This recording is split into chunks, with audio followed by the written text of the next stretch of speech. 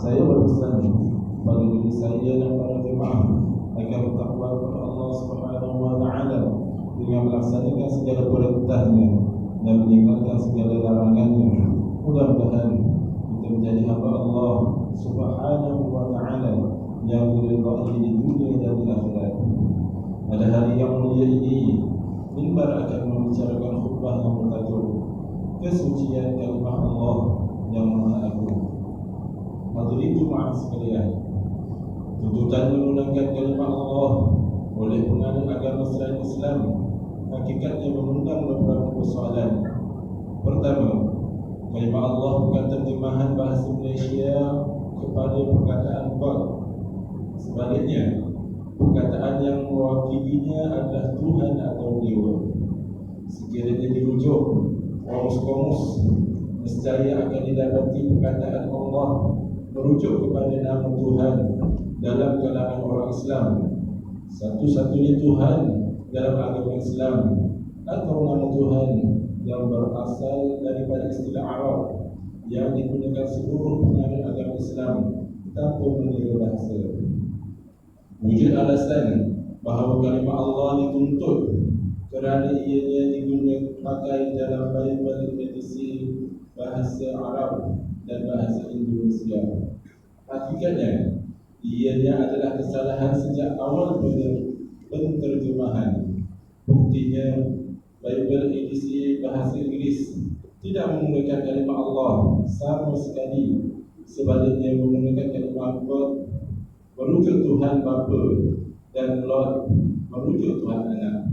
Justru, mengapakah mahu diterjemahkan perkataan God kepada kalimah Allah? Kedua, kalimah Allah ialah nama khas yang merujuk kepada Tuhan dalam agama Islam.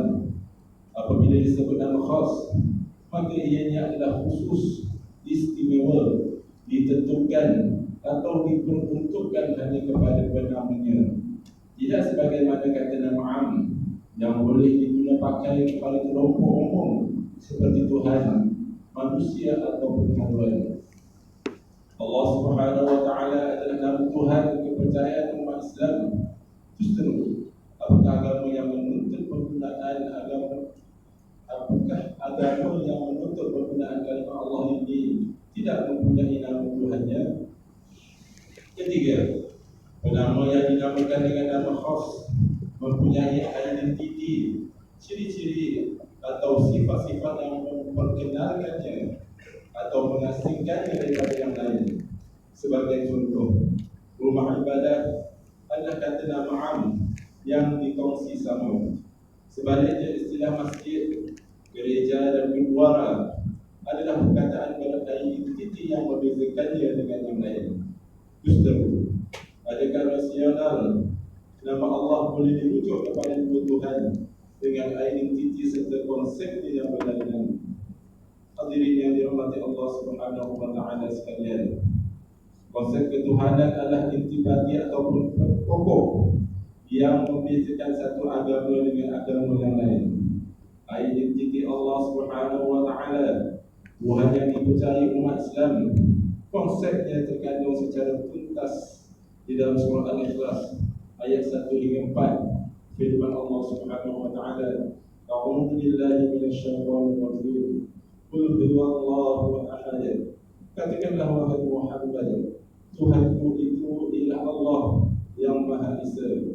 Allahus Samad, Allah yang menjadi tumpuan segala makhluk untuk memohon sebarang-barang. Dan berarti walam yulad, dia tidak beranak dan dia pula tidak diperanakkan. Walam yakul lahu kufuwan ahad, dan tidak ada sesiapa pun yang serupa dengannya. Allah Subhanahu wa taala ialah Tuhan yang Esa, satu atau tunggal. Menurut Ahli Sunnah wal Jamaah, Esanya Allah Subhanahu wa taala pada zat, sifat dan perbuatannya. Esa Allah Subhanahu wa taala pada zat memberi maksud tiada pecahannya, la qisma lahu, atau tiada tanda.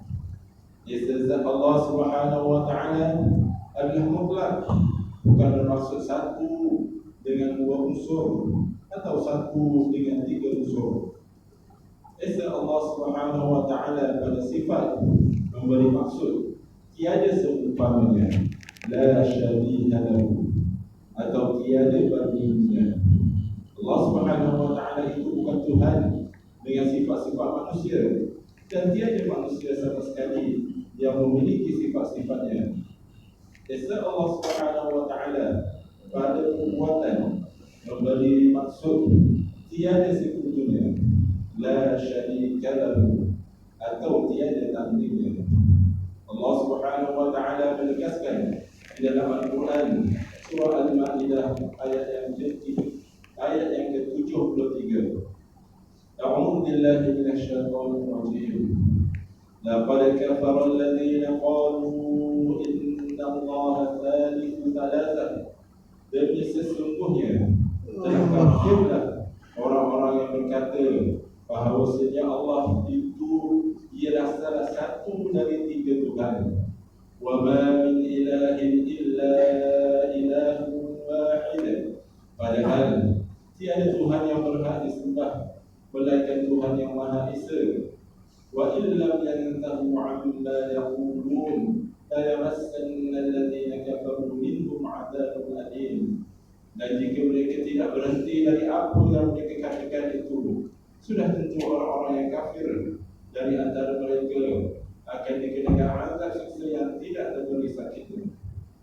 Ayat ini menunjukkan seseorang itu menjadi kafir apabila menyatakan Tuhan-Tuhan selain Allah sebagai Allah.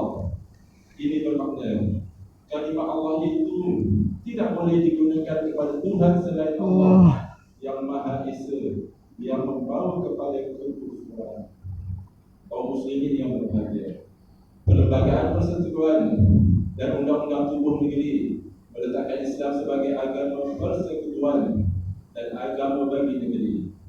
Ini suatu jaminan undang-undang dan menjadi prinsip utama dasar pemerintah dan pihak berkuasa agama memastikan umat Islam memahami agamanya, berpaksikan akidah yang benar dan hukum. Sedarlah, dengan dasar-dasar yang menjaga kepentingan agama Islam ini, amalan masing-masing umat Islam hendaklah ditingkatkan dan memakai akhlak Islam dan mencerminkan keindahan Islam dalam bermasyarakat dan bernegara. Penghormatan dan kemuliaan umat Islam bukanlah perkara yang boleh dicapai dengan berpolemik dan berdemonstrasi. Kemuliaan umat Islam terbina dengan akidah, ilmu pengetahuan, amal soleh, dan sentiasa bersatu hati, termasuklah tidak mencerca dan menghina keyakinan dan kefahaman agama lain. Beliau Maha Mulia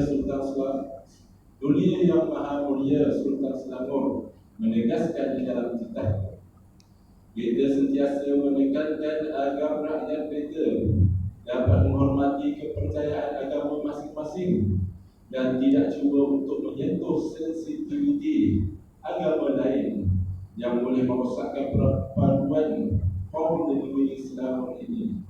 Jika umat Islam boleh menghormati penganut agama lain dengan tidak mencampuri urusan berkaitan agama mereka, maka kita juga menggesa agar penganut agama selain dari Islam untuk menghormati penganut agama Islam, khususnya dalam penggunaan kalimah Allah yang menjadi pegangan utama umat Islam. Hadirin yang dimuliakan, mengakhiri khutbah ini, marilah kita sama-sama menghayati dan mengambil pelajaran seperti berikut. Yang pertama, umat Islam hendaklah memahami bahawa kalimah Allah adalah lafaz mulia, lafzul jalalah, yang perlu dipelihara kesuciannya daripada dipermainkan, dipersentuhkan atau diletakkan di tempat yang salah. Kedua, umat Islam hendaklah mengetahui bahawa Allah Subhanahu wa taala itu Tuhan yang esa pada zat, sifat dan perbuatannya, yaitu af'al, dengan penjelasan tiada tara, tiada banding dan tiada tanding baginya. Ketiga, umat Islam hendaklah sedar bahawa redha atau bersetuju atau membiarkan penggunaan kalimah Allah untuk selain agama Islam boleh membawa kepada kekafiran. A'udzu billahi minasyaitonir rajim. Dzalikumullahu rabbukum la ilaha illa hu khaliqu kulli syai'in fa'buduhu wa huwa 'ala kulli syai'in wakil. Yang demikian, yakni sifat-sifatnya dan kekuasaannya ialah Allah Tuhan kamu. Dia Tuhan yang berhak disembah melainkan Dia yang menciptakan tiap-tiap sesuatu. Maka beribadatlah